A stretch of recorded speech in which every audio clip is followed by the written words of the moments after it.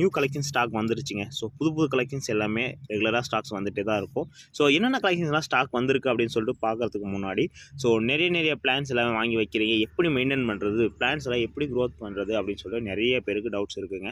சிம்பிளாக 1-2 டிப்ஸ் சொல்கிறேன். ஸோ மறக்காமல் நோட் பண்ணிக்கோங்க, அப்படி என்னையும் ஃபாலோ பண்ணிக்கோங்க. அப்போ தான் இந்த மாதிரி ரெகுலர் வீடியோஸ் எல்லாமே நீங்கள் பார்க்க முடியுங்க.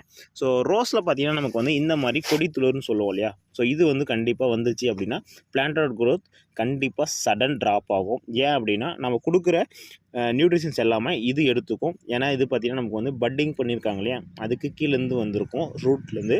ஸோ அது பார்த்திங்கன்னா ரூட் ஸ்டாக் அப்படின்னு சொல்லுவோம். ஸோ மேலே இருக்கிறது சயாம். ஸோ இந்த ஒட்டு பண்ணியிருக்கோம் இல்லையா, ஸோ இதுக்கு மேலே இருக்கிறதா சயாம். ஸோ இது வந்து பார்த்திங்கன்னா கலர்ஸ், நமக்கு என்னென்ன கலர்ஸ் வேணுமோ அந்த கலர்ஸ் எல்லாமே நமக்கு இதில் தான் வரும். கீழே இருக்கிறதும் நமக்கு ஃப்ளவர்ஸ் வரும். ஆனால் பார்த்திங்கன்னா நமக்கு 6 மந்த் ஒன்ஸ் தாங்க இது ஃப்ளவர் வரும். ஒரே ஒரு 2-3 ஃபெட்டர்ஸ் தான் இருக்கும். ஸோ அந்தளவுக்கு சிம்பிளாக வரக்கூடிய வெரைட்டி இது. ஸோ இதுவுமே ஃப்ளவர்ஸ் வைக்கும்னு கேட்டிங்கன்னா கண்டிப்பாக வைக்கும். நான் இயர்லி 2 டைம்ஸ் அந்த மாதிரி தாங்க ஃப்ளவர்ஸ் வரும். ஸோ நமக்கு வந்து ஹைப்ரிட் வெரைட்டிஸ் தான், அதாவது எப்பயுமே கலர்ஸ் பூக்கிற மாதிரி தான் வேணும் இல்லையா. ஸோ அந்த மாதிரியான ஐட்டம்ஸ் தான் மேலே பார்த்திங்கன்னா நமக்கு வந்து பட்டிங்கில் இருக்கும்.